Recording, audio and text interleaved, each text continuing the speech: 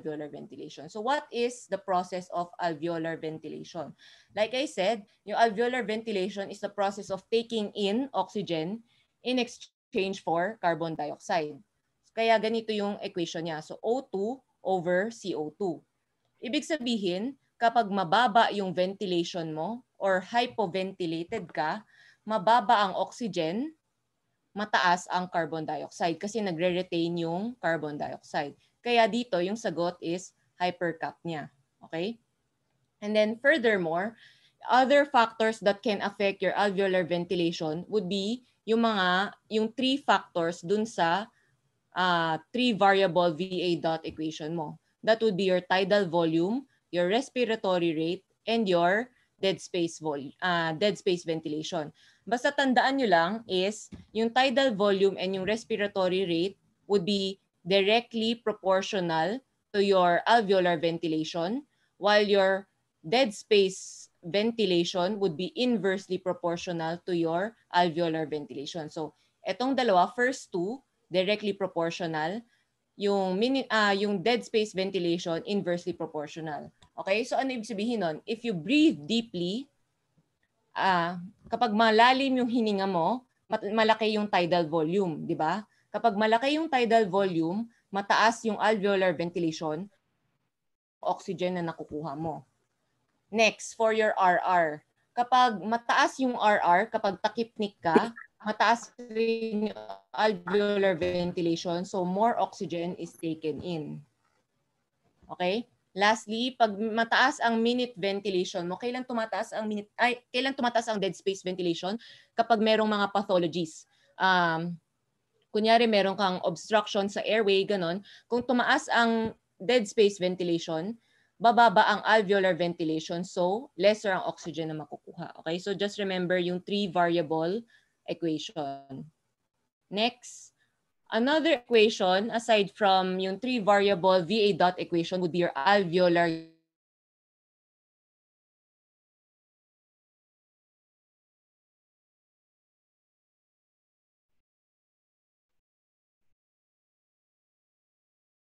side all over your respiratory quotient. Sa RESPI, tatandaan nyo, kapag capital A, alveolar. Kapag small a, arterial. Sabihin niyo pala sa akin if choppy ako kasi nakikita kong your internet connection is unstable. So, if choppy ako, i-off ko na lang yung camera. Okay, so this is your alveolar gas equation. So ano ba yung sinasabi dito sa equation na to?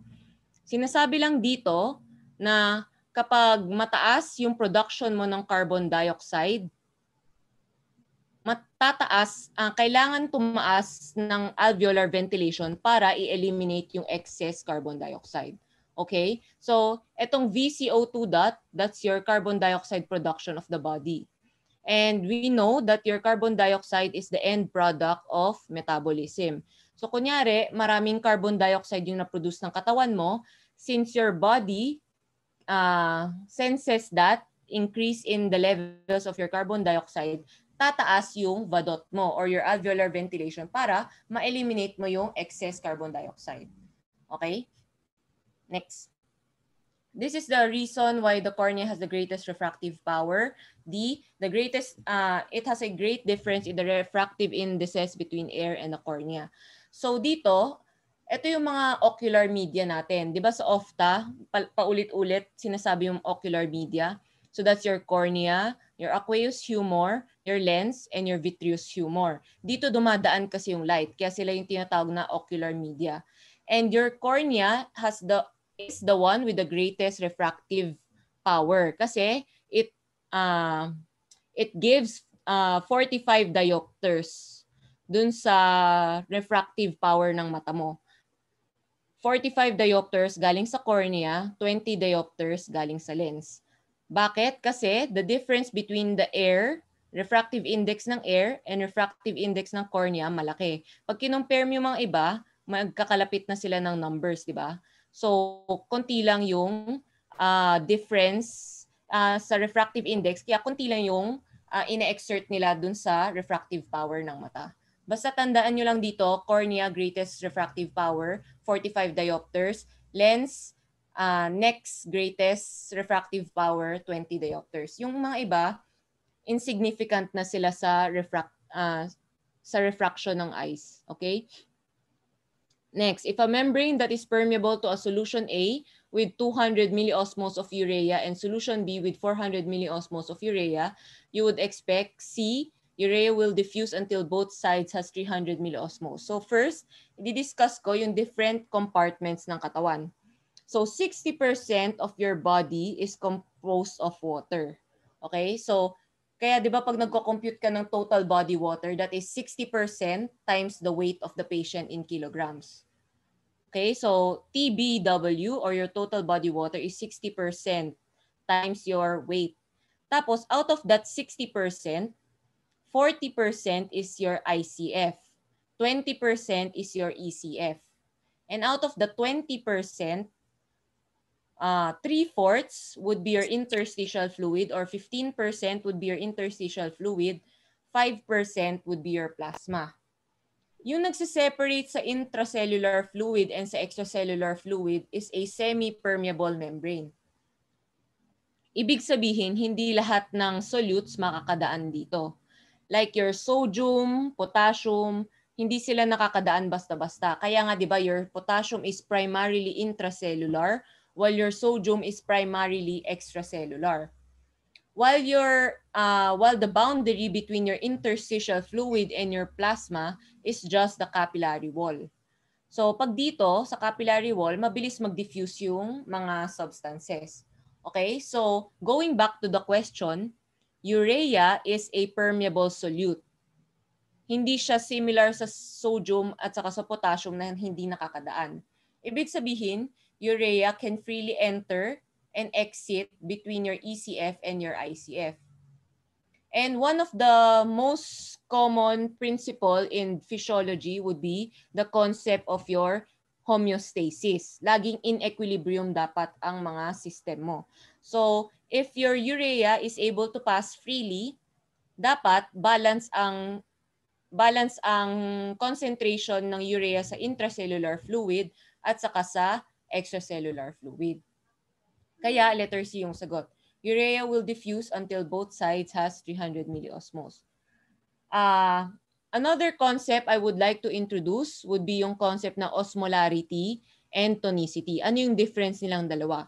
When we talk of osmolarity or osmolality, we are talking of the total solute concentration. Kapag tonicity, ito naman, pinag-uusapan lang natin ay yung mga impermeable solutes mo or your NPS, your non-permeable solutes. Urea is a permeable solute. Okay? Except pag nasa kidneys ka na, then urea would become a non-permeable solute. Pero sa kidneys lang yon. Urea in general is a permeable solute. Okay? So, going back dito sa difference ng tonicity and your osmolarity, pag osmolarity, total solute concentration. Difference ng osmolarity sa osmolality, when we talk of osmolality, ito, ang equation niya is kilogram solvent. While your osmolarity, ang denominator niya would be liter solution. Ibig sabihin, your osmolarity is affected by temperature kasi pwedeng mag-evaporate ang liquids. While your osmolality is unaffected by temperature kasi hindi naman nag-e-evaporate ang solids. Okay? So, yun yung difference ng osmolarity from your tonicity. So, kapag, when you talk of your tonicity, ito yung effect ng different types of solution. Kapag hypotonic, tandaan nyo na lang, kapag hypotonic, magbe-burst yung cell. Isotonic, no movement. Kapag hypertonic, mag-shrink yung cell. Okay? Next, a GABA receptor agonist produces sedative effects by enhancing B. Ligand-gated chloride channel opening. Ito medyo pharma kasi yung question eh. Always remember that your GABA is a ligand-gated chloride channel. Kaya siya nakaka-exert ng sedative effect, kaya sedative yung function niya kasi when the channel opens, your chloride will enter the cell. Kapag pumasok yung chloride sa loob ng cell, nagiging mas negative yung cell, di ba? So the inside of your cell will be hyperpolarized. Pag hyperpolarized yung cell mo, less excitable siya. Kaya sedative yung effect ng GABA receptors. So dito, choice letter A, conversion of ATP to CAMP. Function yan ng adenylyl cyclase. Letter C, voltage-gated sodium channel opening. Walang voltage-gated sodium channel. Meron lang tayong ligand-gated sodium channel like your nicotinic receptors and voltage-gated calcium channel. Pero walang voltage-gated sodium channel. Next, phospholipase activity leading to increased IP3 and DAG. This is a different signal. This is a different type of signal transduction. Dito yung effect ng alpha-1 receptors, phospholipase activity leading to increased IP3 and DAG. So next slide, i-introduce ko sa inyo yung different types of your secondary messengers. So dito, memorize nyo na lang. Pag cyclic AMP, PKA, kapag cyclic GMP, PKG, pag IP3 and DAG, PKC yan. Okay? Basta familiarize yourself with this table. Next, yung mga different types of receptor. Basta pag nicotinic receptor, always remember, nicotinic receptor, letter N, di ba? N for sodium channel, Na, di ba? NNA. So your nicotinic receptor is a ligand-gated sodium channel. Okay? While dito, yung different types of your muscarinic receptor, ang palatandaan dito would be your KIC. QIQIQ. Okay? KIC. Lahat sila G-protein. Lahat ng muscarinic and lahat ng adrenergic receptors are all G-protein coupled receptor. Nagkakaiba lang sila sa subtype. So ang palatandaan dito would be KIC, QIQIQ. Bakit? Kasi M1 is GQ, M3 is GQ, M5 is GQ, M2 and M4 is GI.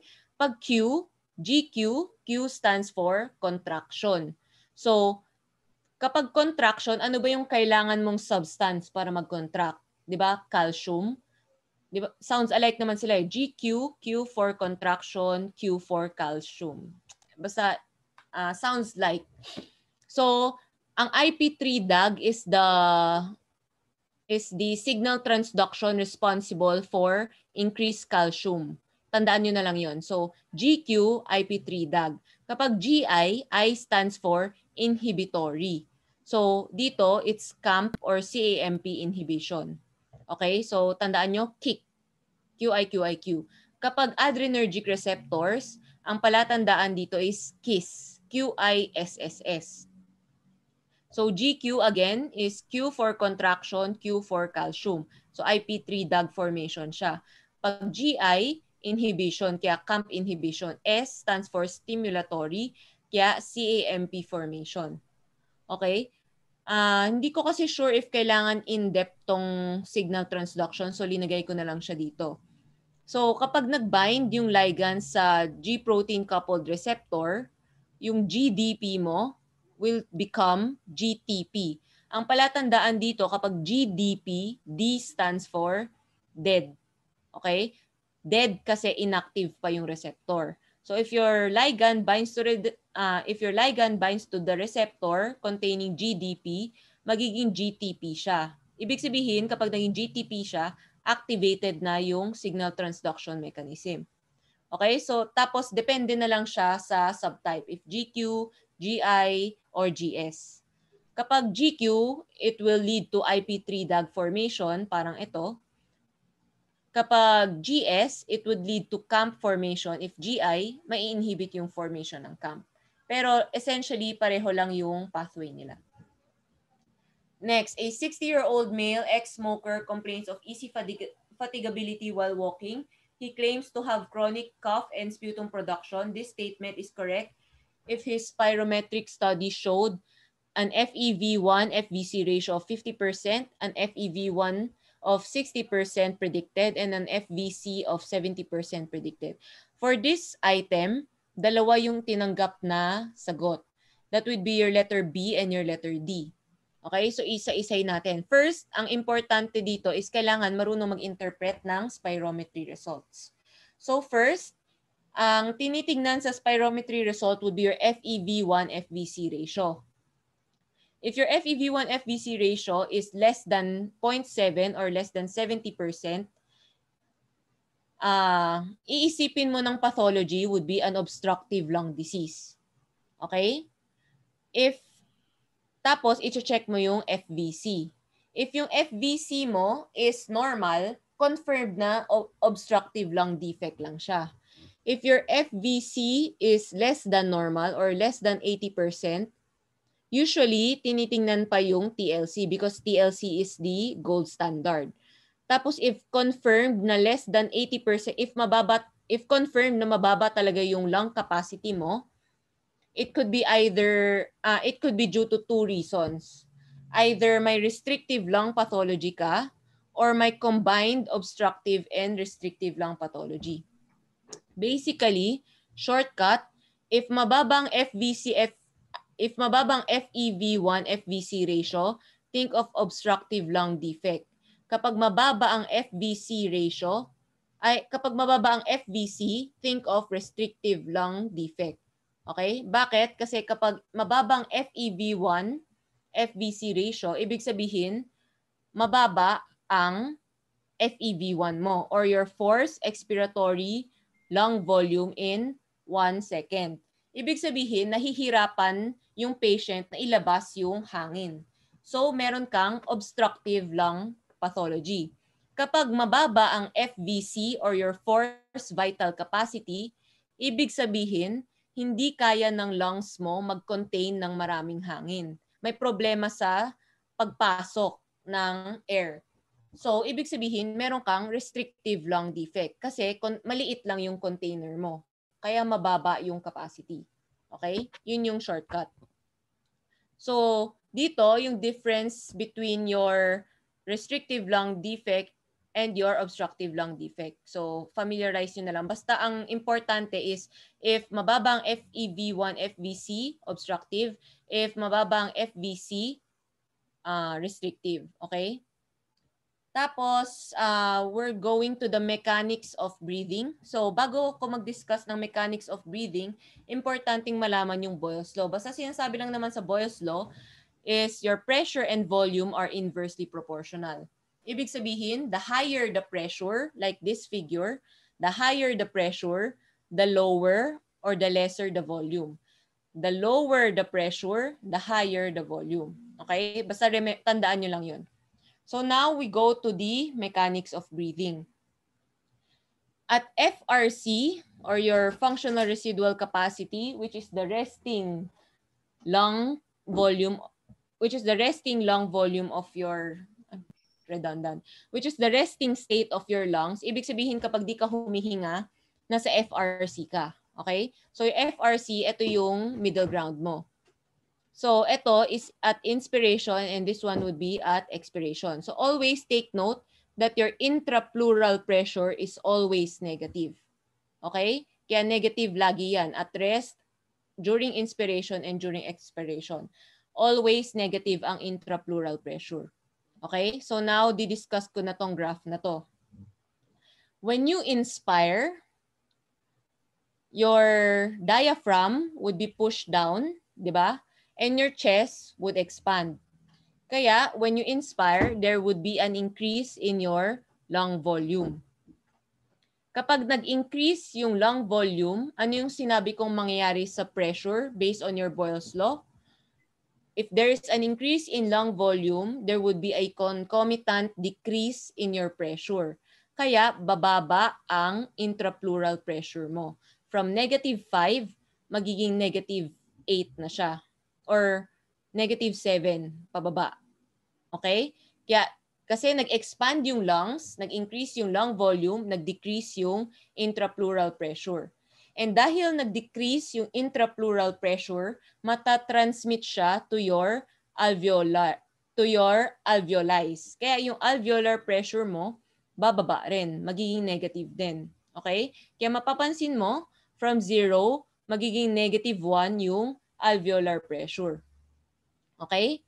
And remember, another basic concept in physiology, substances travel from an area of high concentration gradient to an area of low concentration gradient. So another way of saying this is that air moves from an area of high pressure to an area of low pressure. Ang atmospheric air mo, which is the air outside, is zero. Lagi ang zero. Okay? Since nag-negative yung nasa loob, your air will move from an area of high pressure, which is outside, to an area of low pressure, which is inside. Kaya, papasok yung air during inspiration. And then, the opposite is true during expiration. During expiration, your diaphragm will go back to its normal position. Tataas ulit yung diaphragm. Your lungs will collapse. Kaya bababa yung volume. Kapag bumaba yung volume, tataas ulit yung pressure. Okay? Kaya from -7, bumalik siya to -5. And from -1, bumalik siya to +1. Okay? And again, air moves from an area of high concentration to a low concentration.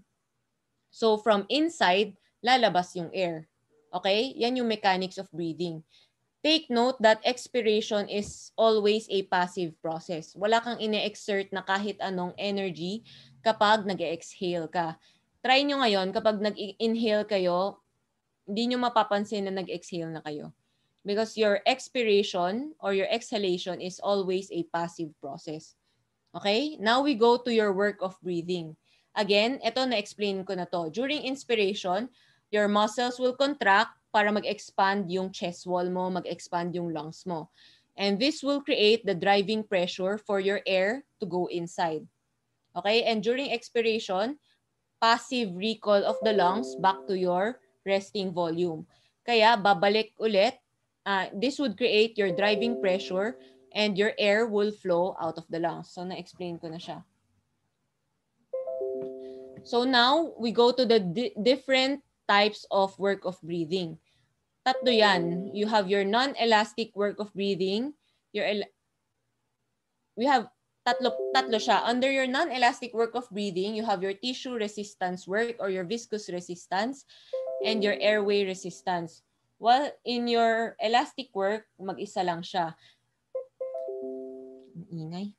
So your elastic work, ito yung compliance work mo. So your elastic work of breathing yung nag-i-increase in patients with restrictive lung disease. While your airway resistance, ito yung work of breathing na nag-i-increase in patients with asthma or COPD or in patients with obstructive lung disease. Okay? Kaya actually mali yung letter C. If we go here, kaya mali yung letter C kasi dapat hindi siya tissue resistance. Because this one, di ba mababa yung FEV1, FVC ratio mo? So, it is an obstructive lung disease. Di ba? Kapag obstructive lung disease, ang mataas dapat would be your airway resistance, not your tissue resistance. Kaya mali yung letter C. Okay? Okay, now going back. So, dito, this is a graph showing the different work of breathing. So yung AECA,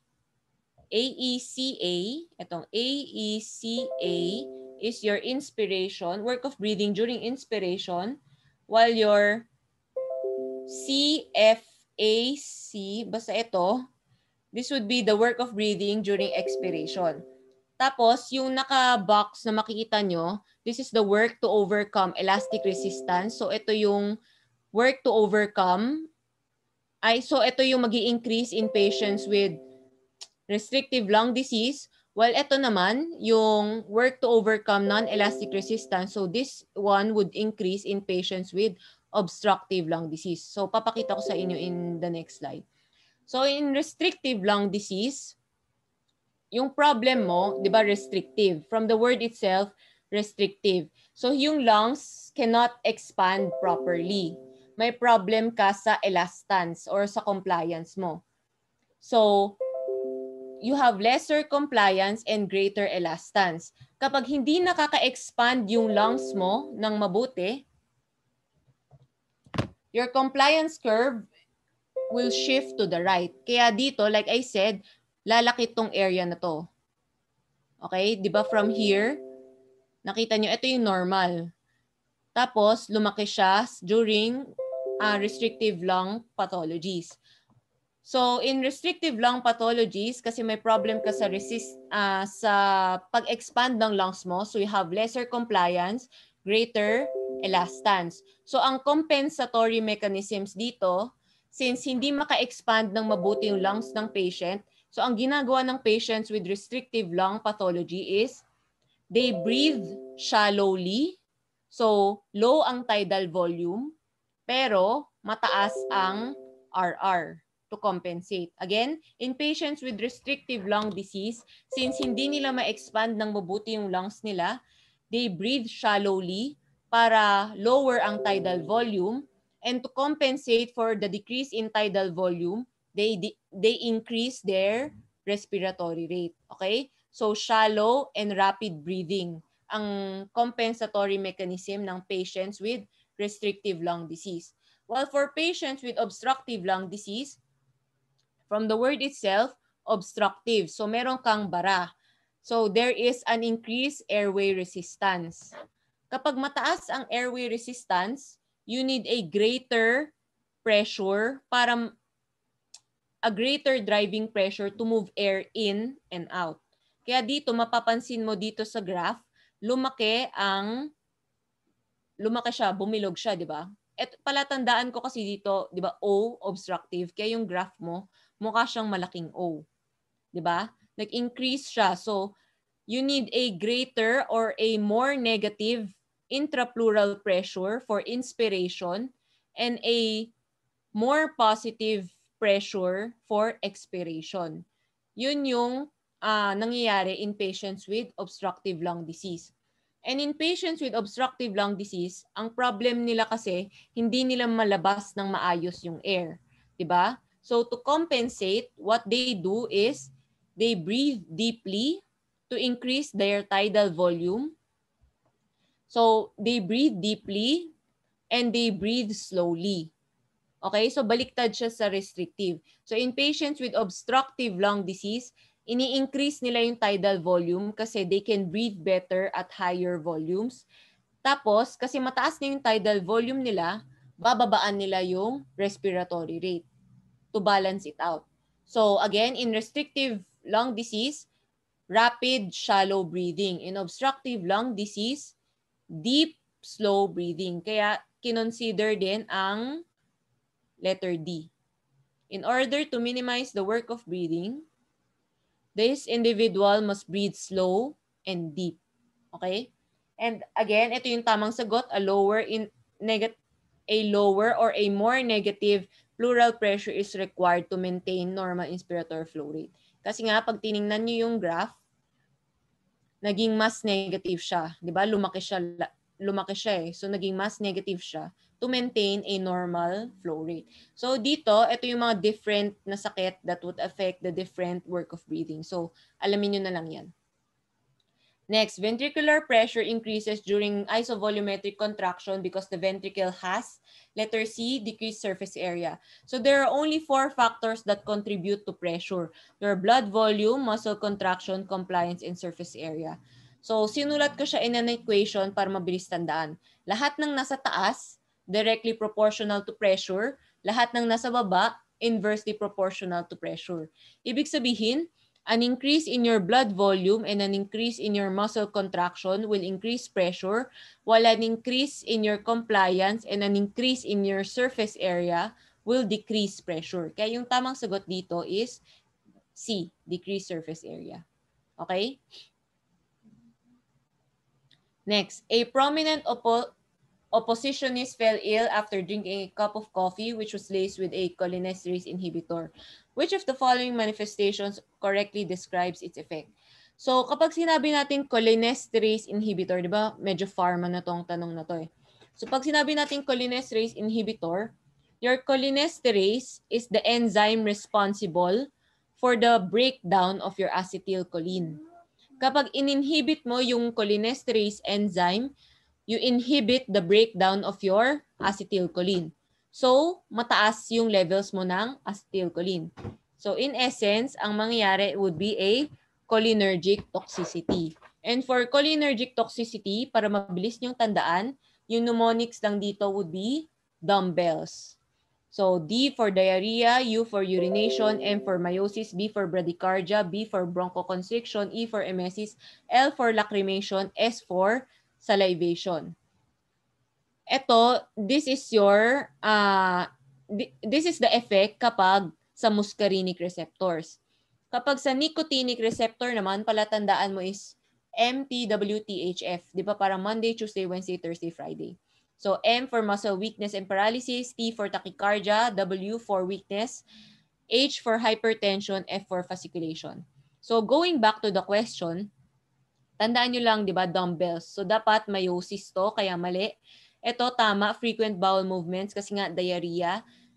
Ito serostomia, mali kasi dapat increased salivation. Tapos D, palpitation and hypertension. Dapat walang palpitation kasi nga kapag sa dumbbells, bradycardia yung effect niya, di ba? Okay. Next, an increase in glomerular filtration rate occurs with A, relaxation of mesangial cell, B, angiotensin receptor blockade, C, proximal tubule apical sodium transporter blockade, D, increased calcium entry into afferent arteriolar smooth muscle cell. So your glomerular filtration rate is calculated by this equation. So your Kf, which is a constant, times your Starling's forces.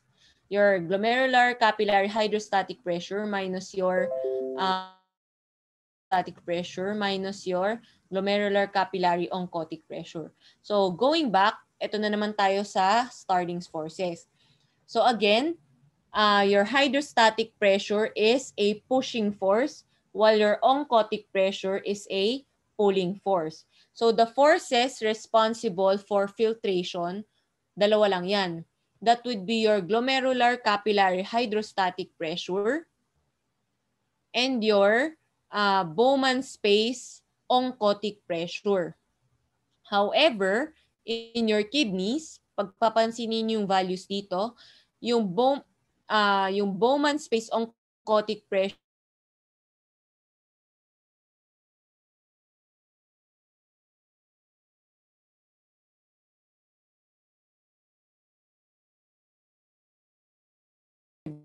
in your glomerulus. Hindi sila na-filter. So, ibig sabihin, no proteins should be present in your Bowman space.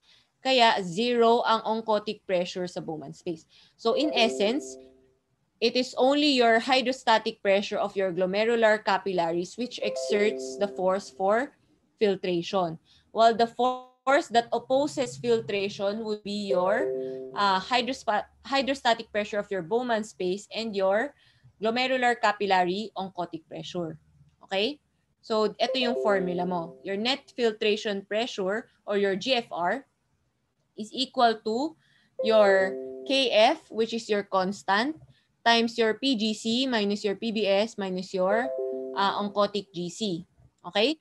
And your Kf is dependent on only two things. Your intrinsic permeability ng glomerular basement membrane mo and the surface area of your mesangial cells. Ibig sabihin, kapag mataas yung Kf, mataas yung GFR, di ba? And the factor that would affect your Kf would be surface area or intrinsic permeability. So, kapag tumaas yung surface area, like kapag nag-relax yung mesangial cells mo, tataas ang Kf, kaya tataas ang glomerular filtration rate or glomerular filtration pressure. Kaya yun yung sagot dito.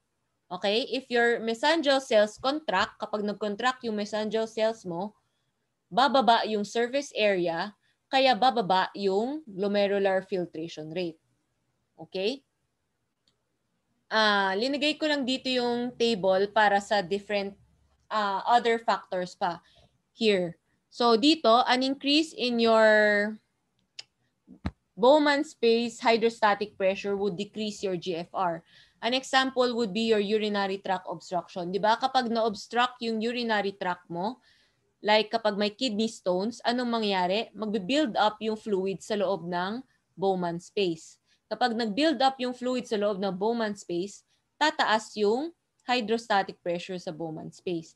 Kaya increase hydrostatic pressure in your Bowman space, decrease GFR. Next, kapag meron kang decrease in your renal blood flow or increase in your plasma protein, tataas yung oncotic pressure sa glomerular capillaries mo. Okay? Siyempre, like I said, it is your plasma proteins which contributes to your oncotic pressure. So, pag mataas yan, tataas yung oncotic pressure sa glomerular capillaries, bababa yung GFR. Okay? Lastly, kapag mababa yung hydrostatic pressure sa glomerular capillaries, bababa yung GFR. And what are the different factors that would affect your hydrostatic pressure in your glomerular capillary? Ito na yung sa next slide. So, remember that you have your, wait lang, ang init, that you have your afferent arteriole and your efferent arteriole. Nakikita nyo ba yung kamay ko? So, your afferent arteriole would be your entrance. Your efferent arteriole would be your exit. Okay? So, when your afferent arteriole would constrict, kapag sinara mo yung entrance, konti lang yung makakapasok, di ba? So, your hydrostatic pressure in your glomerular capillaries would be lower. Kapag mababa ang hydrostatic pressure ng glomerular capillaries, mababa rin yung GFR. On the other hand, if you constrict your efferent arteriole, which is your exit, hindi mo sila pinapalabas, di ba? You trap them inside. So, tataas yung hydrostatic pressure sa glomerular capillaries, tataas yung GFR. Okay? So, ganun nyo siya i-analyze. So, dito sa question kasi, your angiotensin receptor blockade, di ba? So, yung angiotensin mo would act on your efferent arteriole. In particular, your angiotensin 2 would constrict your efferent arteriole. Okay? So, pag na-constrict yung efferent arteriole mo, ano yung effect niya sa GFR? Tataas. Di ba? So, ano yung ginagawa ng angiotensin 2 blockade? If you block the effect of your angiotensin 2, magdadilate yung efferent arteriole. Kapag nagdilate na yung efferent arteriole, makakalabas na sila. So, bababa yung GFR. This is why your ACE inhibitors and your ARBs are renal protective. Kasi pinapababa nila yung GFR. So, nalilesen yung damage sa glomerular filtration, sa glomerular basement membrane. As opposed to your NSAIDs. Because your NSAIDs would inhibit your prostaglandins. And yung effect ng prostaglandins would be the dilation of your afferent arteriole. Okay? So kapag na-dilate yung afferent arteriole, bababa rin yung GFR.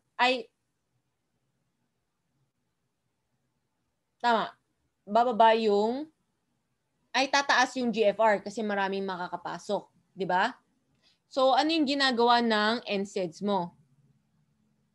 So your NSAIDs would constrict your afferent arteriole kasi ini-inhibit niya yung effect ng prostaglandins. Kapag na-constrict yung afferent arteriole, konti lang yung blood na makakapasok sa kidneys. Kaya very nephrotoxic ang NSAID sa kidneys kasi konti lang yung makakapasok sa kidney because you block the entrance. Okay? Tapos, dito, for letter C, proximal tubule apical sodium transporter blockade, wala siyang effect sa glomerular filtration rate. Kasi your glomerular filtration rate happens in your glomerulus. Ito, nasa tubules na siya. Di ba? So, pwede mo nang ma-eliminate kaagad yung letter C. Letter D, increase calcium entry into your afferent arteriolar smooth muscle cells. Ito naman, we are talking of your myogenic mechanism. So, ano yung myogenic mechanism mo? Ito yon. So, your myogenic mechanism is one of the mechanisms responsible for the autoregulation in your kidneys. So, your your kidneys, meron siyang autoregulation. It means na it maintains the blood pressure between 80 to 180 to prevent any damage from sudden increase or sudden decrease in blood pressure. Yun yung autoregulation. And one of the mechanisms responsible would be your myogenic mechanism. So anong nangyayari sa myogenic mechanism? Kapag mataas ang blood pressure, mataas ang blood flow sa kidneys, di ba? Kapag mataas ang blood flow sa kidney, magse-stretch yung blood vessels. Kapag nag-stretch yung blood vessels, there would be an increase in your calcium entry. And like I said, calcium is responsible for contraction. Lagi nyo na tong tatandaan. Basta nakita nyo calcium, automatically equate nyo na siya sa contraction. So, an increase in calcium, magko-contract or magko-constrict yung blood vessels. Kaya there would be an increase in your vascular resistance. So, since nag-dilate yung blood vessels, tumaas yung calcium para mag-constrict siya ulit, para ma-maintain yung blood pressure in the normal range. That's your myogenic mechanism. Another mechanism for autoregulation in the kidneys would be your tubuloglomerular feedback, which is this one. Medyo baka ma-overload kasi kayo if in-explain ko siya step by step. Basta ang importante lang na kailangan malaman, kapag mataas ang GFR, maraming sodium ang papasok sa macula densa. Kapag maraming sodium ang papasok sa macula densa, there would be vasoconstriction and a decrease in your renin. Okay? So yun na lang tandaan nyo, shortcut.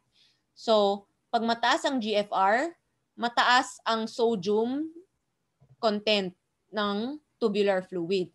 So, mataas or maraming sodium ang marireabsorb ng cell. Kapag maraming sodium ang nare-absorb ng cell, there would be vasoconstriction and a decrease in your renin release. Okay? Yun na lang tandaan nyo. Next, a 59-year-old man goes into cardiac arrest after an acute MI. ABG 7.12, carbon dioxide 60, bicarbonate 19. His renal response to his acid-base problem is to decrease. So, una would be, interpret nyo muna yung ABG result, di ba? So here, mababa ang pH, so acidotic.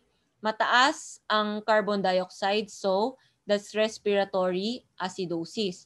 Mababa ang bicarbonate, so meron kang combined respiratory and metabolic acidosis. Okay? In short, merong acidosis yung patient or acidotic yung patient.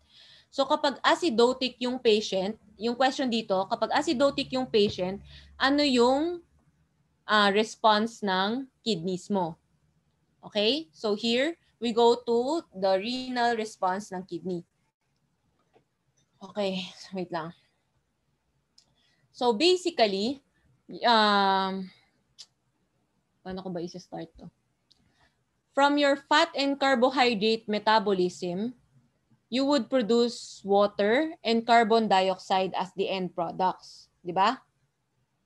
And your carbon dioxide, dahil na-exhale mo siya, dahil nalalabas mo siya through the lungs, your carbon dioxide is your volatile acid. While your protein metabolism would generate non-volatile acids. Kasi hindi carbon dioxide yung ma-form mo kapag protein metabolism. Okay? So your protein metabolism would form acids which would be buffered by your sodium. Which would be buffered by your bicarbonate. Okay? So again, your protein metabolism would produce acids which would be buffered by your bicarbonate sa katawan. Okay? And this non-volatile acid production, kasi hindi mo siya malabas through the lungs, kailangan mo siyang ma-excrete via another mechanism. And this mechanism is through the kidneys. Okay? So your volatile acid, like your carbon dioxide, sa lungs mo siya na-exhale. Pero your non-volatile acids should be excreted through the kidneys. So your NEAP, that's your net endogenous acid production. So your net endogenous acid production should be excreted via the kidneys. So kaya ka nagkakaroon ng RNAE or your renal net acid excretion. Okay? So paano na-excrete ng kidneys yung acid sa katawan? Ito na yon. Ay, hindi pa pala to yon. Ito yon. Pero explain ko pa pala muna to. So for the acid-base regulation, meron tayong 3 systems na important. Yung pinakauna, which is your buffer system, ito yung nag-act instantaneously. So ibig sabihin, within seconds, nag-act na siya. While your respiratory regulation is the second one to act, and the last one would be your kidneys. Your kidneys would act hours to days, okay? So, una, your buffer system, you have your extracellular buffers and your intracellular buffer. Basta tatandaan nyo lang, extracellular buffer, pinaka-important, would be your bicarbonate. Kasi your bicarbonate yung pinakamarami sa katawan. Your intracellular buffer, marami yan, your phosphate, your hemoglobin, your proteins, and your bone. Pero yung pinaka-importante would be your phosphate. Okay? Basta extracellular, bicarbonate, intracellular is phosphate. Next, respiratory regulation. So how does your lungs regulate the acid-base balance in the body? Di ba nasabi ko to sa inyo kanina? So an increase in carbon dioxide production in the body or an increase in your volatile acids would be sensed by your chemoreceptors. And ang effect niya sa alveolar ventilation would be to increase your alveolar ventilation. Kasi gusto mong blow off yung carbon dioxide. Okay? So increased carbon dioxide production in the body would increase your alveolar ventilation para mag-decrease yung carbon dioxide content sa katawan to decrease your hydrogen para bumalik sa normal yung pH ng dugo. Okay? That's your respiratory regulation. And last would be your kidney regulation. So, your kidneys regulate your acid-base balance by adjusting your renal net acid excretion. Okay? So, paano niya nagagawa yun? So, your kidneys cannot excrete acids as free hydrogen. Remember that. Kasi yung urine mo, ang lowest pH na kaya ng urine would be 4, a pH of 4. It cannot go lower than 4. So your kidneys cannot excrete acids as free hydrogen lang. So marami siyang mechanism, marami siyang way para ma-excrete yung acid. First would be by the secretion of your hydrogen ions. Next, by your reabsorption of your filtered bicarbonate. And third, by the production of your new bicarbonate ions. Medyo toxic siyang aralin. Pero yung kailangan nyo lang tandaan dito is first, for every hydrogen that is secreted, 1 bicarbonate is reabsorbed. Yon, very important sa acid-base balance. For every hydrogen that is secreted, 1 bicarbonate is reabsorbed. Okay? So yung secretion ng hydrogen ions mo dito, kaya nagsisecrete ng hydrogen ions, that is to reabsorb the filtered bicarbonate and to produce new bicarbonate. Okay? Kaya ka nagsisecrete ng hydrogen ions. Okay? Again, for every hydrogen secreted, 1 bicarbonate ion is reabsorbed. Okay. Now, for the production of your new bicarbonate ions, dalawang mechanism yan. Either by the formation of your titratable acids or by the formation of your ammonia or your ammoniogenesis or your ammonia genesis. Okay? So, ano ibig sabihin ng titratable acids? It just means that your hydrogen sa tubules, your hydrogen sa urine, will react with your urinary buffers. And the main urinary buffer would be your phosphate. Okay? Tandaan nyo, your primary urinary buffer is your phosphate. So if your hydrogen reacts with your phosphate, you will form your titratable acid. Okay? And the secretion of your titratable acid would lead to the formation of 1 bicarbonate ion. So 1 acid secreted is equal to 1 bicarbonate reabsorbed. Basta yun lang tandaan nyo sa acid-base balance. Kahit kalimutan nyo na lahat, yun yung tandaan nyo kasi yun yung pinaka-importante. Next, another way to produce your new bicarbonate ions would be through the formation of your ammonia. Okay? So, ibig sabihin, kapag meron kang acidosis, there would be an increase in your net acid excretion. Kasi kailangan mag-eliminate ng kidneys ng acid. Kapag tumaas yung RNAe mo, tataas yung ammonia synthesis. Hindi ko na-explain to in detail kasi baka malula eh. Okay? So, basta tandaan nyo na lang to. Your ammoniogenesis is the more important mechanism in the generation of your new bicarbonate ion.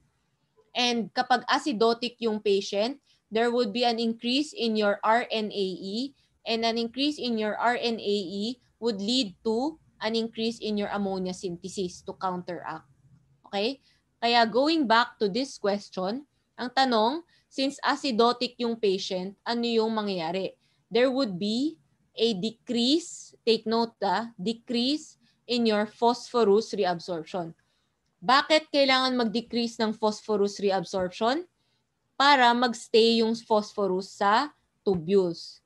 Kasi nga, your phosphate is the primary urinary buffer. Siya yung nag-i-interact with the hydrogen in the urine. So kapag acidotic yung patient, there would be a decrease in your phosphorus reabsorption para yung phosphorus mo, magsistay lang siya sa tubules para siya yung magre-react with your hydrogen to buffer it. Okay? So bakit mali yung BCD? Like I said, kapag acidotic yung patient, there would be an increase in your renal net acid excretion. And since meron kang increase in your renal net acid excretion, there would also be an increase in your new bicarbonate generation and an increase in your ammoniogenesis. Okay?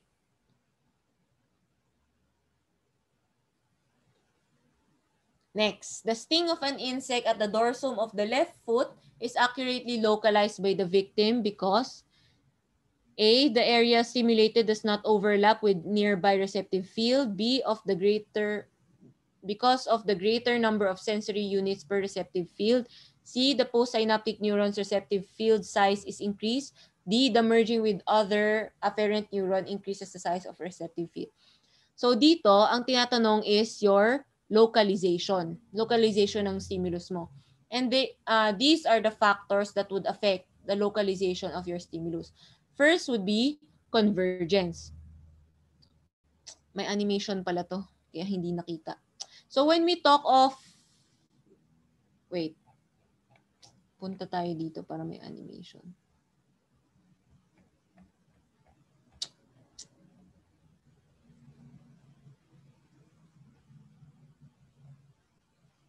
Wait lang .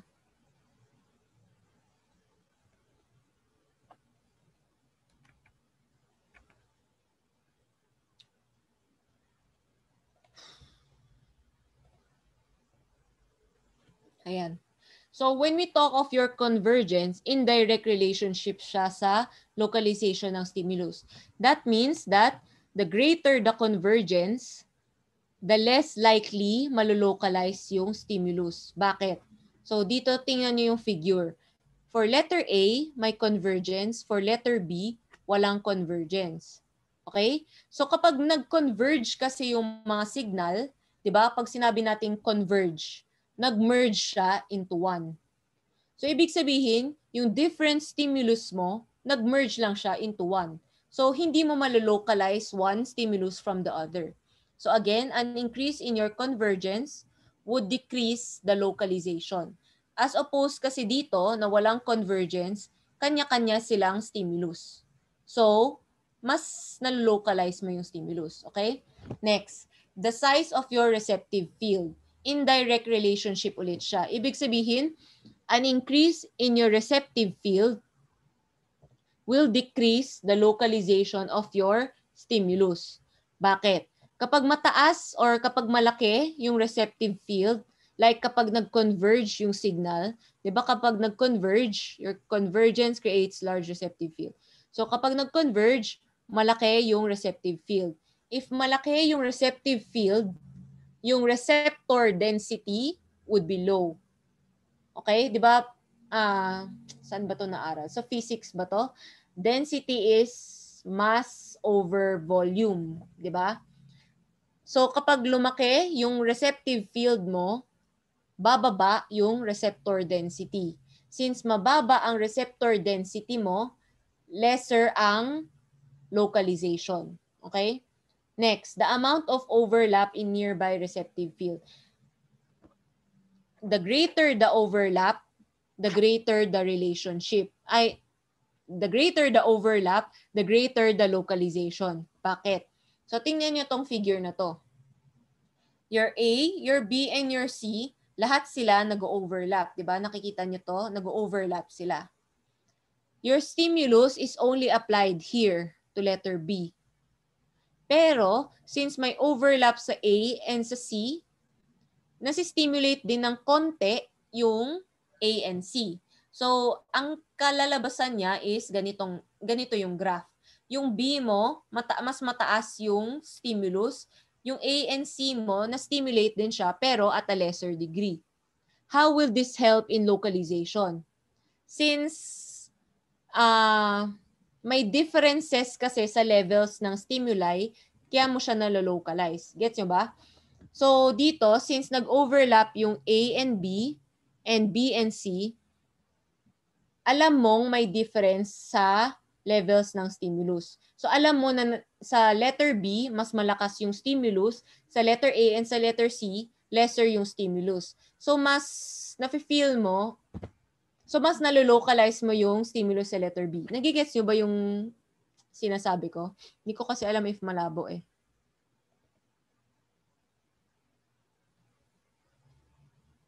Ay, nag-freeze. Nag-freeze pa ba ako? Or kanina pa to? Kanina pa siya, Patsy. You're okay naman now. Okay. Okay. So, gets nyo ba? So, since may overlap ng receptors, yung makukuhang stimulus ng A and C is lesser than yung nakukuha ng B. And since mas malaki yung nakukuha ng B compare sa nakukuha ng A and C, nalolocalize mo yung stimulus sa B kasi siya yung mas malakas. Gets? Kaya, the greater the overlap, the greater the localization. Okay? And then next, yung density of sensory units, direct relationship din siya. So, ibig sabihin, the greater the receptors or the greater the receptor density, the greater yung localization. Kasi nga, maraming sensory units. And lastly, would be your lateral inhibition. So, ano ba yung lateral inhibition? Medyo similar siyang concept sa overlap kasi. So, ibig sabihin ng lateral inhibition, if yung stimulus mo, in-apply mo sa gitna, mas stimulate yung nasa gitna. Tapos, it will send inhibition sa lateral sides para ma-inhibit yung sa paligid at mas stimulate lang yung nasa gitna. That's your lateral inhibition. That is also one of the ways by which we localize the stimulus. Gets? So, going back to the question, babalik na ako sa PDF version kasi mas mabilis yun i-share.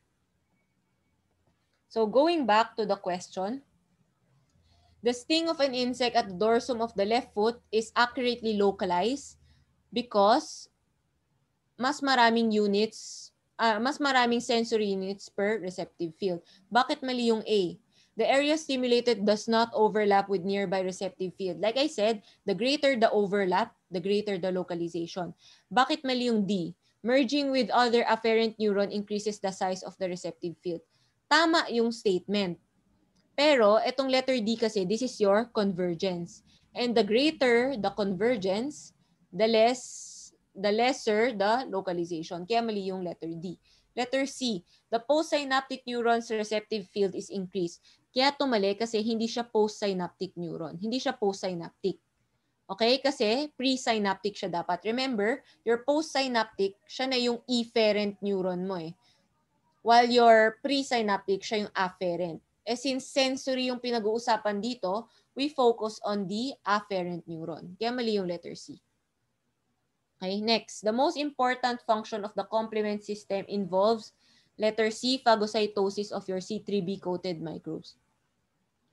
So here, ito yung different complement pathways. So you have your classical pathway, your alternative pathway, and your lectin pathway. So una muna, the cleavage of your C3 is the common pathway of the three. Okay? So yung classical pathway mo, yung alternative pathway mo, and yung lectin pathway mo, magko-converge sila sa cleavage of your C3. Yun yung common pathway nilang tatlo. Okay? Nag-iiba lang sila sa initiation. Okay? Tapos, so, dito, sinulat ko na ano yung mga nag-trigger sa different pathway. Okay? So, all three pathways of your complement system would lead to the formation of your C3 convertase. Kaya mabibreak down yung C3 enzyme mo into C3A and your C3B. So kapag C5A and your C3A, that's primarily responsible for your inflammation. Kapag C3B, that's for your phagocytosis. And kapag MAC or your MAC complex, or your membrane attack complex pala, that would be the one responsible for your cell lysis. Okay? Next, a 28-year-old female consulted due to missed menses for 2 months. Lab results show a negative urine pregnancy test and an inner lining of the uterus at 15 millimeters on TVUS. The hormone which can be deficient is, so dito, hindi pregnant yung patient, pero hindi siya nagme-menstruate. Tapos, makapal yung uterus. Ano daw yung kulang na hormone? So, we go to the ovarian cycle. Ito yung cute na version, tapos ito yung boring version. So, basically, for your ovarian cycle, it is divided into two phases. Okay? So, you have your follicular phase and your luteal phase.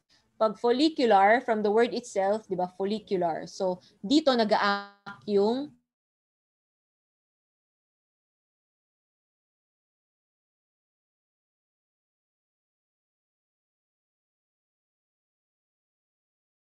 FSH mo.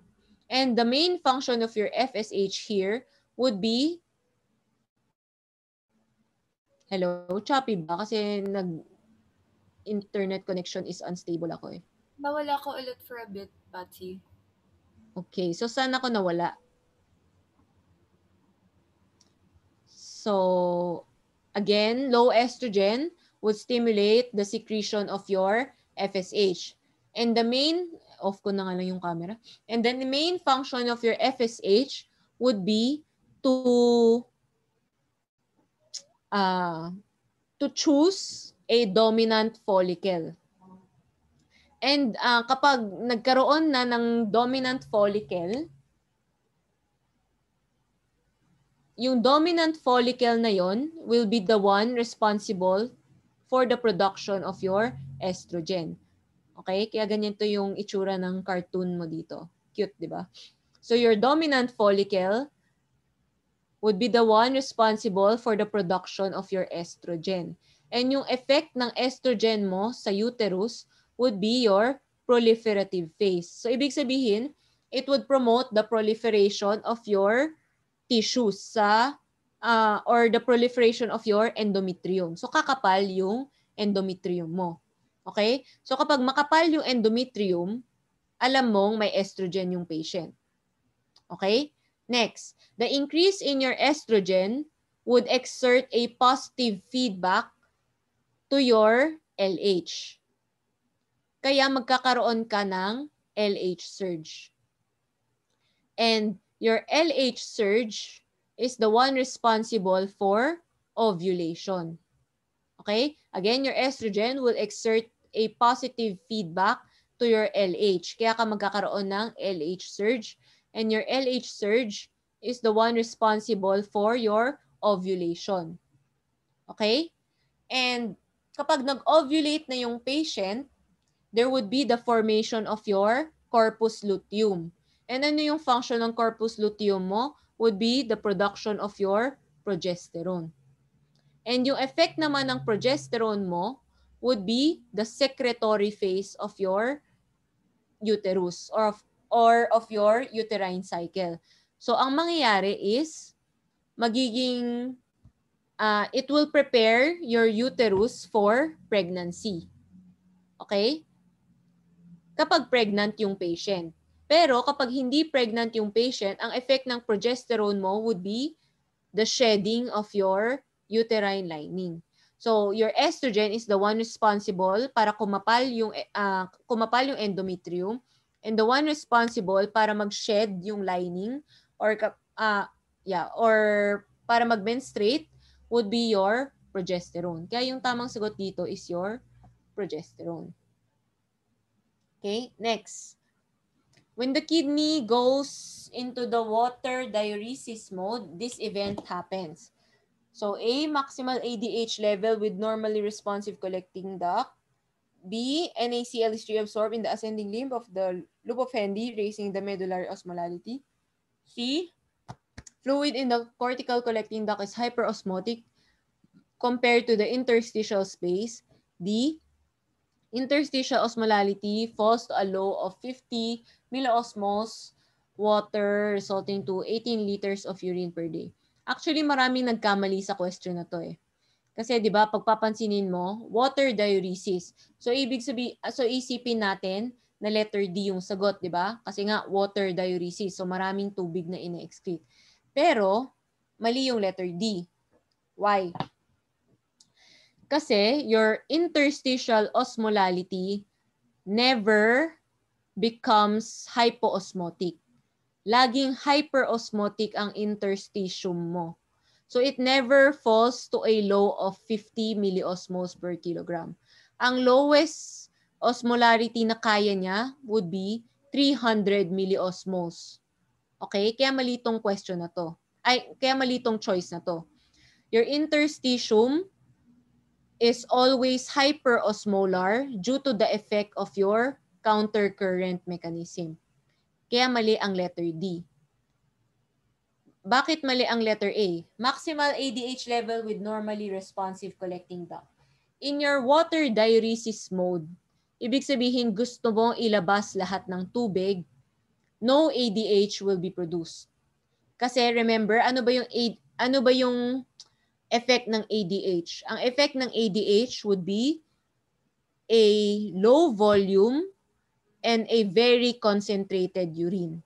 Okay? Yun yung effect ng ADH. Tandaan yun. Pag maraming ADH, concentrated ang urine and very low ang volume or very low ang urine output. Yun yung effect ng ADH. So, ibig sabihin, sa water diuresis mode, wala kang ADH. Kasi nga, gusto mong ilabas lahat ng tubig. Okay, letter C. Fluid in the cortical collecting duct is hyperosmotic compared to the interstitial space.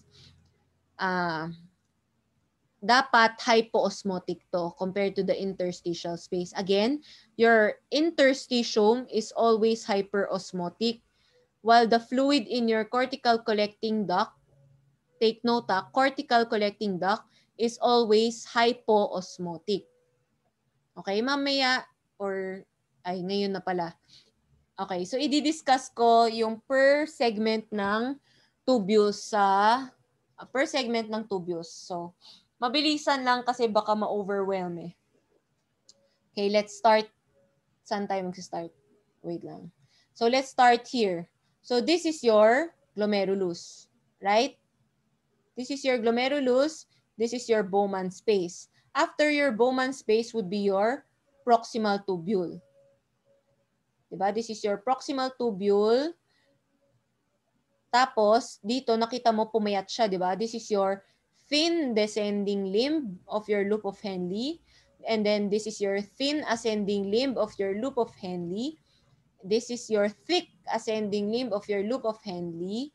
Pagdating mo dito, this is your distal convoluted tubule. Pagdating mo dito, this is your late distal convoluted tubule. Pagdating mo dito, this is your cortical collecting tubule. Pagdating mo dito, this is your medullary collecting tubule. Okay? So, inorient ko lang kayo sa anatomy. Very brief lang to kasi baka hindi naman kailangan in-depth.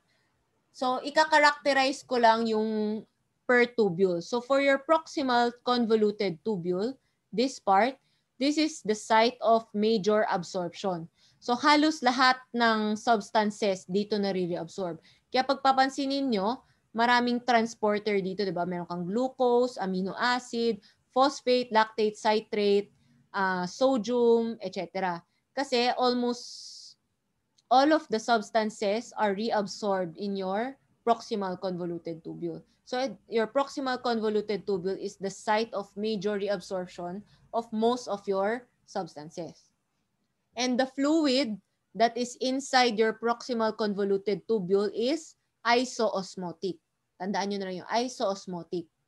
Next, pagdating natin sa thin descending limb of your loop of Henle, ang fluid dito would be hyperosmotic. Okay? So from isoosmotic, naging hyperosmotic siya. Bakit? Because your thin descending limb of your loop of Henle is permeable to water, impermeable to solute. Okay? So yun yung special sa thin descending limb.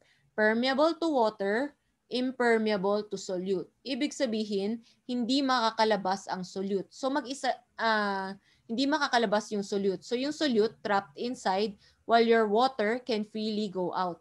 Kaya napapansin nyo dito sa part na to, di ba? Walang kahit anong transporter.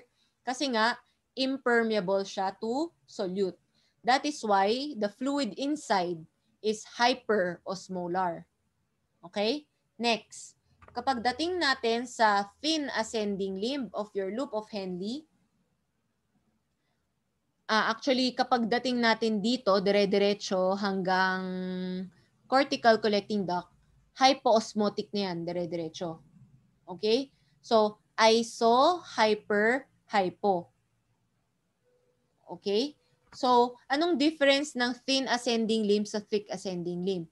When we talk of your thin ascending limb of your loop of Henle, this site is permeable to solutes, impermeable to water. Okay? So, water impermeable, permeable to solute. Yung opposite ng thin descending limb. Okay? Kaya siya hypoosmotic kasi yung water yung natitira sa loob. Ang difference lang, ang main difference lang ng thin ascending limb sa thick ascending limb is ang movement ng solute sa thin ascending limb would be passive. Kaya wala kang makikitang transporter dito kasi passive movement. Passive reabsorption of your solute. While for your thick ascending limb of your loop of Henle, active ang movement. Kaya ka may nakikitang transporter. And the important transporter here would be your NKCC2 or your sodium-potassium 2-chloride cotransporter. Okay? But remember, again, pare-pareho na sila lahat ng karakteristik kaya hypoosmotic sila. They are impermeable to water, permeable to solute. Kaya yung water yung natitira sa loob. Okay?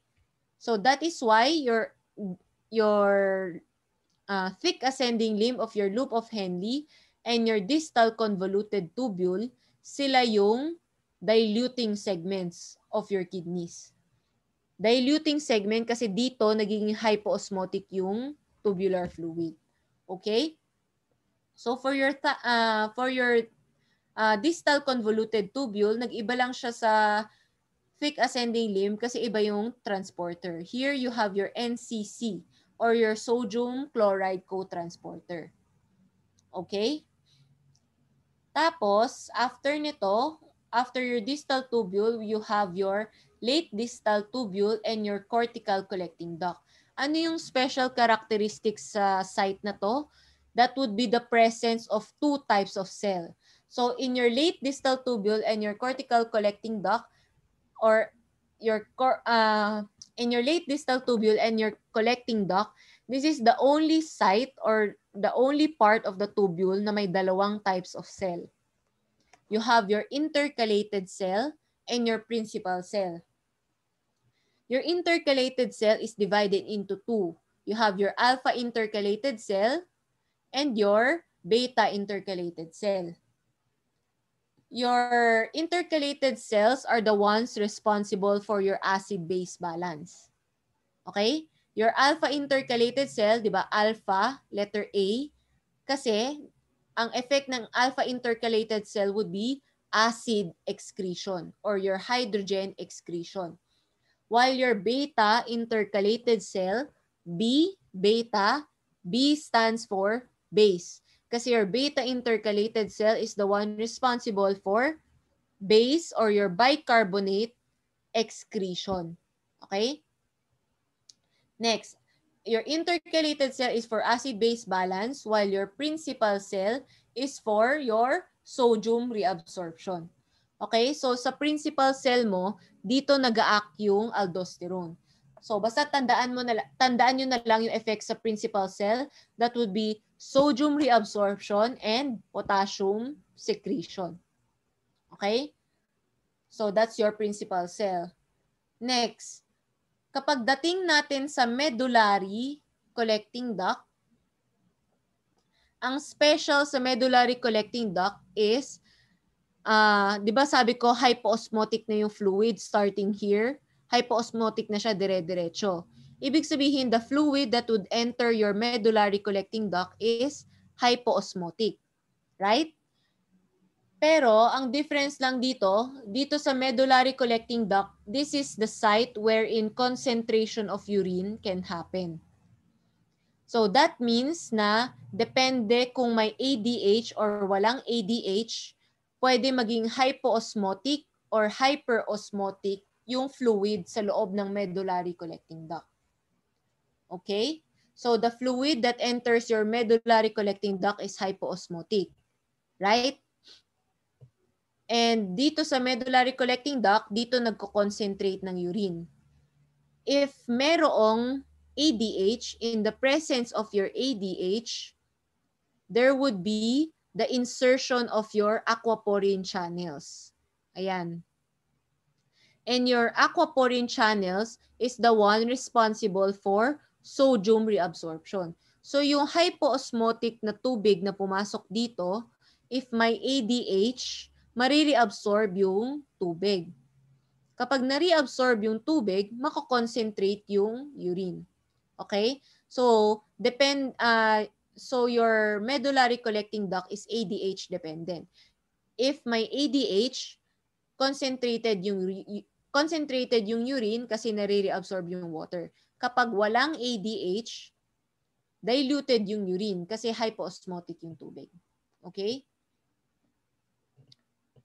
Okay. So here, actually na-explain ko na siya eh. So isoosmotic yung tubig from your proximal tubule. It would enter your thin descending limb of your loop of Henle.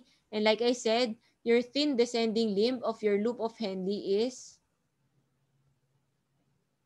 is water permeable, solute impermeable. Kaya hyperosmotic yun nandito. Right? So, hyperosmotic yung fluid na nandito. Tapos, pagdating mo dito, hypoosmotic na. Kasi there would be the active reabsorption of your sodium chloride. Active and passive reabsorption of your sodium chloride. So, yung steps 1 to 4, either antidiuresis or diuretic mode, pare-pareho yan. Gets nyo ba? So, kahit na nagko-conserve ka ng water, which is your antidiuresis mode, or meron kang water expansion, which is your water diuresis mode, your steps 1, 2, 3, and 4 would happen. Nag-iiba lang sila from steps 5 to 8. Yun yung sinabi kong if may ADH or walang ADH. Kaya dito, letter B is correct. Kasi your NaCl is reabsorbed in the ascending limb of your loop of Henle, raising the medullary osmolarity. regardless if the patient is water diuresis or antidiuresis. Okay? Kaya ito yung tamang sagot. Okay? Ito pa ulit-ulit na to so hindi ko na siya explain. Next. An ENT specialist explained that due to the destruction of auditory hair cells, his patient is expected to experience A. Foreign body sensation in the ear. B. Jerky movements of the eyes. C. Inability to distinguish sound frequency. D. Loss of balance when sitting up from a lying down position. So dito medyo ma-analyze mo naman yung sagot, di ba? Kasi auditory hair cells. Your letter B and your letter D, ito yung symptom kapag meron kang problem sa vestibular system, hindi sa auditory. Yung letter C naman, yung foreign body sensation, kaya nga sinabing sensation, di ba? So that would be sa sensory part na ng ears. Sensory part ng ear canal. So that would be your cranial nerve number 7, I think. So hindi siya sa auditory hair cell. So ang tamang sagot would be your letter C, which is your inability to distinguish sound frequencies. Pero to explain it further, you think of your cochlea or your inner ear as a piano. Okay? Yung mga hair cells mo, isipin nyo, ito yung mga keys ng piano. So, depende sa anong key yung makiklik, yun yung frequency. Kaya yung tamang sagot nga dito is inability to distinguish sound frequencies. So, basta pag narinig ko kasi yung cochlea, think of your organ of Corti. Kaya siya tinawag na organ of Corti kasi nga para siyang piano. Wherein pressing of different keys would give you different pitches ng or different frequencies ng sound. Okay? So, ito yun. Di ko na siya i-explain in depth kasi baka di naman kailangan. So, you have your outer hair cell and your inner hair cell. Your outer hair cell, yun yung mas madami. Yung inner hair cell mo, 3 lang. Siya yung nasa loob. Okay? Ang important lang dito is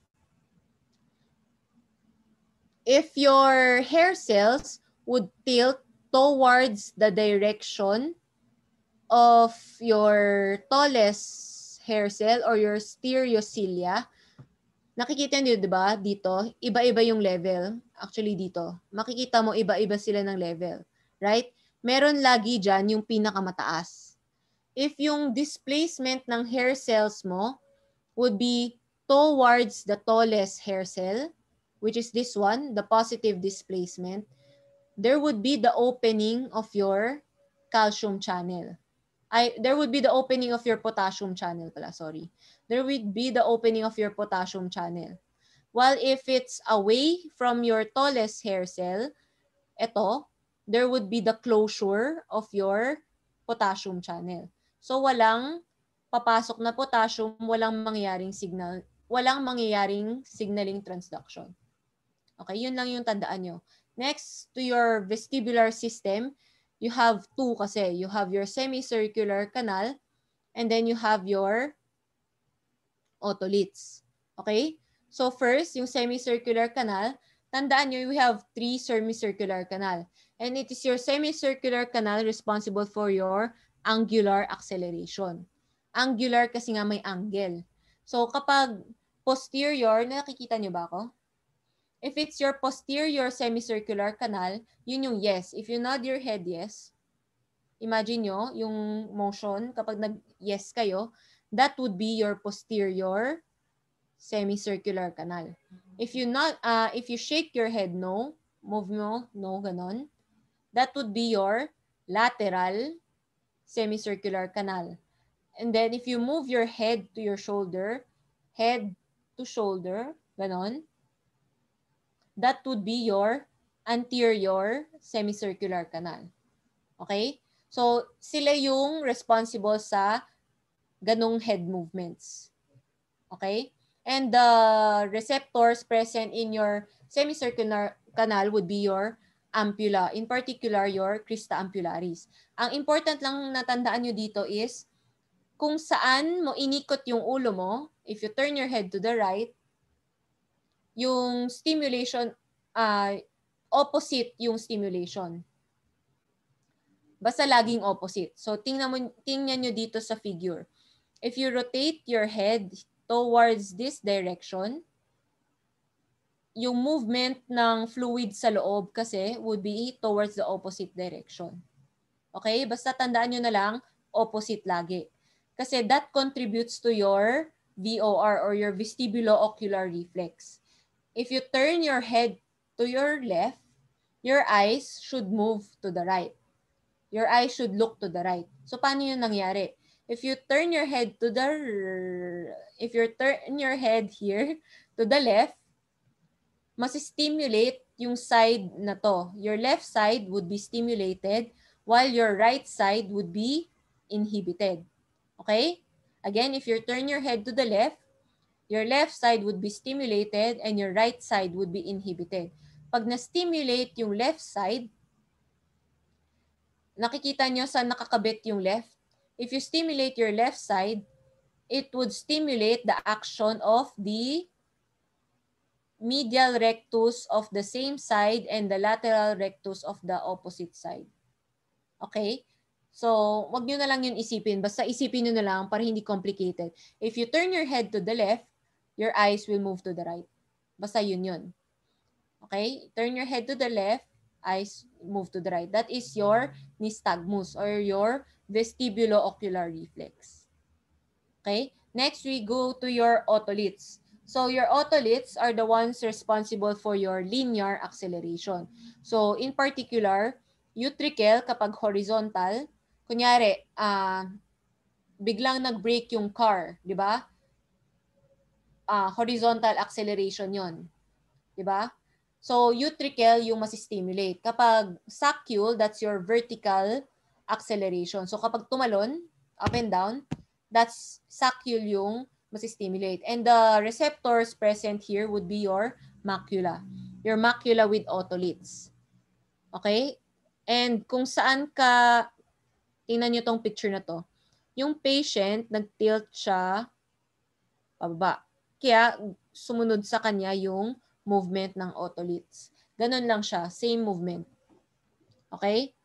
Basta tandaan nyo na lang, utricle, horizontal, saccule, vertical. Macula yung receptor. Pag angular deceleration or your semicircular canal, that would be your ampulla or your crista ampullaris.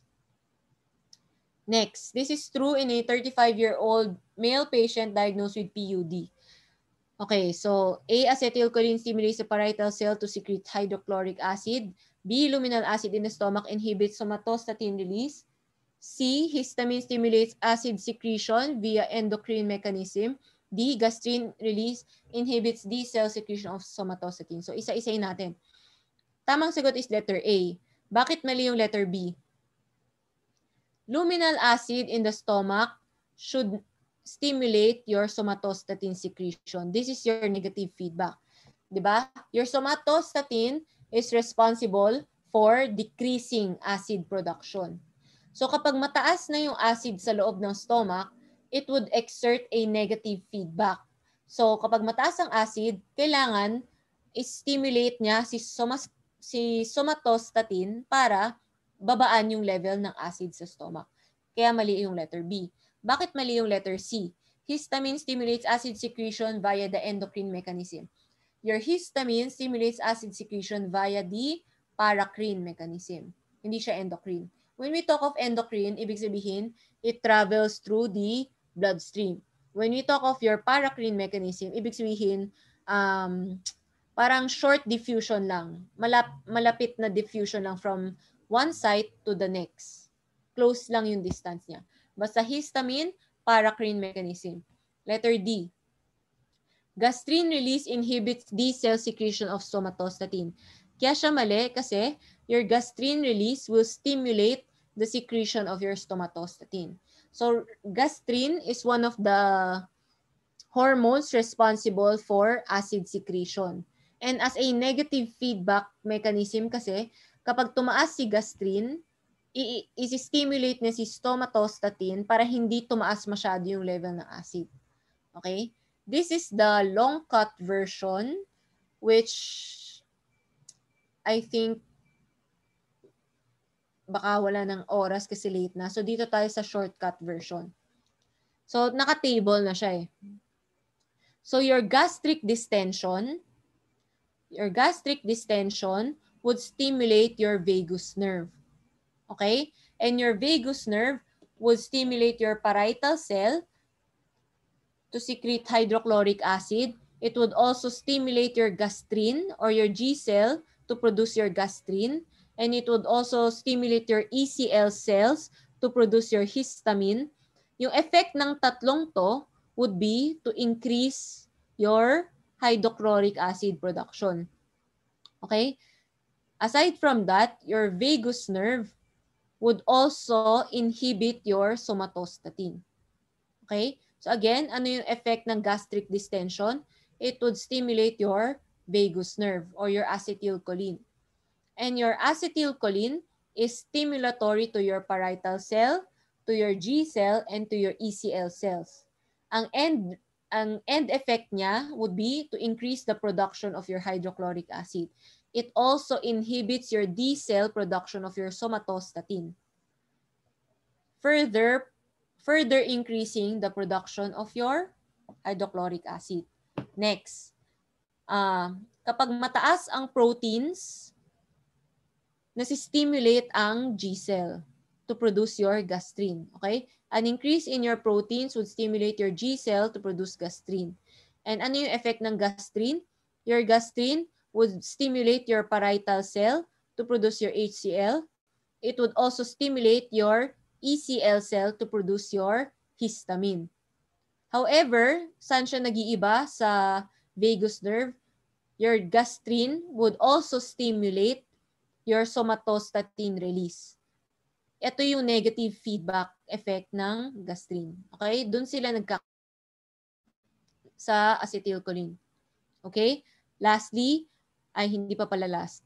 Next, your ECL cell. So your histamine is stimulatory to your parietal cell. Okay? Again, it acts paracrine, hindi endocrine. Okay? And lastly, a high luminal acid, kapag mataas yung acid, it would stimulate your somatostatin release. Tama. A high luminal acid would stimulate somatostatin release from your D cell. Kasi nga, negative feedback mechanism. Okay? So your high luminal acid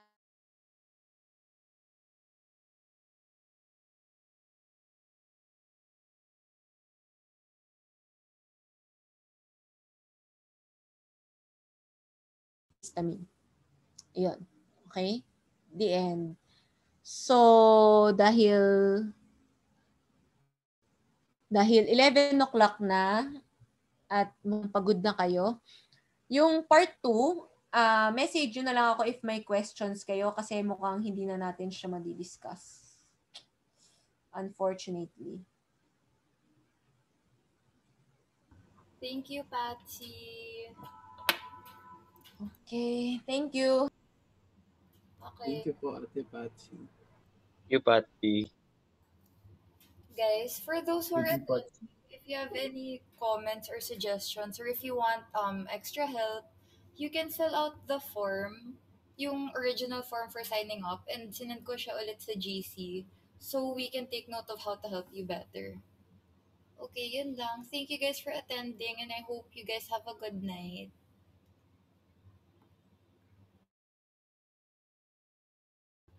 Yeah. With regards to recording of the lectures and the PowerPoints, upload ko siya sa batch drive under Revalida. Meron na dong folder called, if I'm not mistaken, High Yield 2021. So, nandun na siya if ever. Just check it in a few hours or minutes, depending how fast my internet is. Okay, so yun lang. If you have any concerns, feel free to message anyone. Thank you, guys.